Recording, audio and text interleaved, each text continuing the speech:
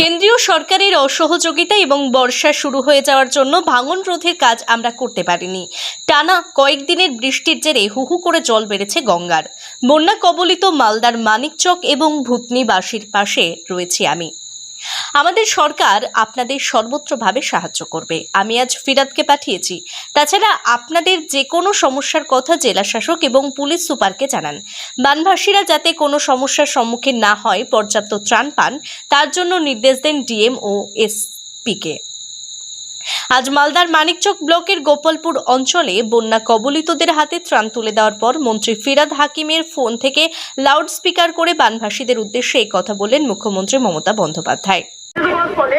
জলটা হুড়ুর করে ঢুকেছে এবং গবাদি পশু দেখছে, দুজন মারা গেছে নৌকায় করেছে। এখন নৌকার পারাপারটা দয়া করে করবেন না। গবাদি পশু আটকে গেলে গভর্নমেন্ট আপনাকে গবাদি পশু দিয়ে দেবে, কিন্তু নিজের প্রাণটা বাঁচান। আর আপনারা নিশ্চিন্তে থাকুন, ভূতনির চকে মানিক চকে যা যা কাজ করার আমরা প্রত্যেকটা কাজ করব।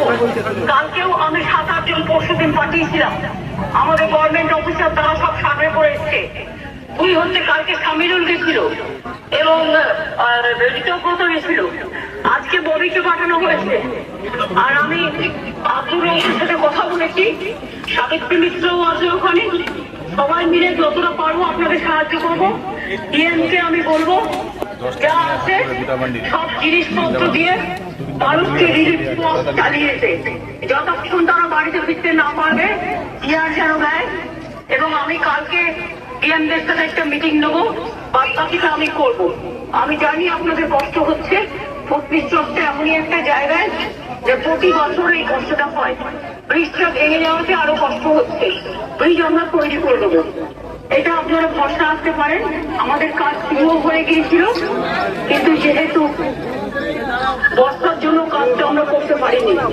আর যারা মারা গেছেন তাদের পরিবারকে 2 লাখ টাকা করে সাহায্যও দেওয়া হবে। ববিকে পাঠিয়েছি, বাদ বাকি কিছু বলার থাকলে ওকে বলে দিন, আমি শুনে নেবো। আর ডিএমও আছে, ডিএমকেও আমি বলবো, ডিএমএসপি কে মানুষ যেটা বলছে সেটা শুনে নিচ্ছে।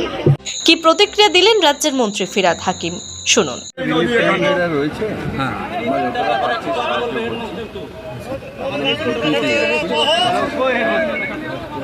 এগুলো একটা প্ল্যানিং করে মমতাদি অলরেডি করছে, যাতে জলটা না আসে। প্রত্যেকবার জলটা আসলে উপর থেকে নেপাল, ভুটান আর সিকিম থেকে জলটা হয়ে হাই স্কুলটা একটু পরে। এটা এখন বিগত 2 বছর থেকে এখানে কাজ হচ্ছে না, নদী পাড়ে নিজে এক্ষুনি তো মাইকে বললাম।